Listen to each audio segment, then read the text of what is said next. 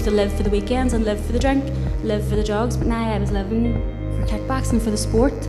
You know, and I was able to turn away from drinking. My friends say, come on, Ursula, we're going out, and I say, no, I can't, I'm training for a fight. And I loved being able to say that, because I had never done that before. You know, I was always away with a drink or whatever else. So I really loved the discipline. It really strengthened me as a person too. Life is precious. Life is beautiful, and we need to respect all life. You know, a lot of times people look down on people with disabilities, like myself. I think we just need to, you know, remember that these are people, and you know, to a degree, I would say we all have certain disabilities, and that there's some things we're not able to do. We all have our limits, and for disabled people, their limits may just be a little lower than the rest of ours. But we're still people, we're still precious, we still have value, and we should respect that.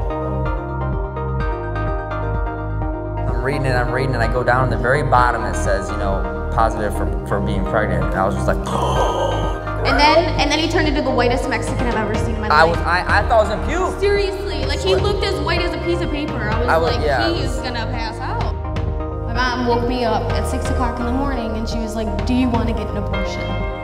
And I was so scared in that moment. So like my whole life, I just always knew it wasn't right for me.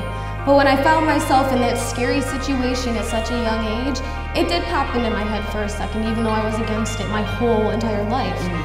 And I was crying about it. I knew it wasn't right. I went back to sleep. Tyler got home from school, and he printed out all the procedures, the pictures, what they do, and he showed them to me, and that just enforced it even more. And I'm like, there's no way that I would be able to live with myself if I killed my child.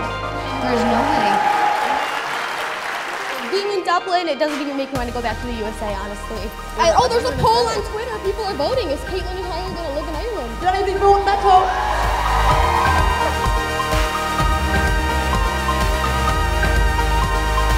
Let me spend one whole hour of class time just going through every single abortion procedure at every single trimester. I printed out all these pictures and really did my research and learned a lot about abortion that I didn't even know about. And so we canceled out abortion really quick, and then we obviously decided that, you know, adoption was going to be the best option for us. It was harder than I thought it was going to be.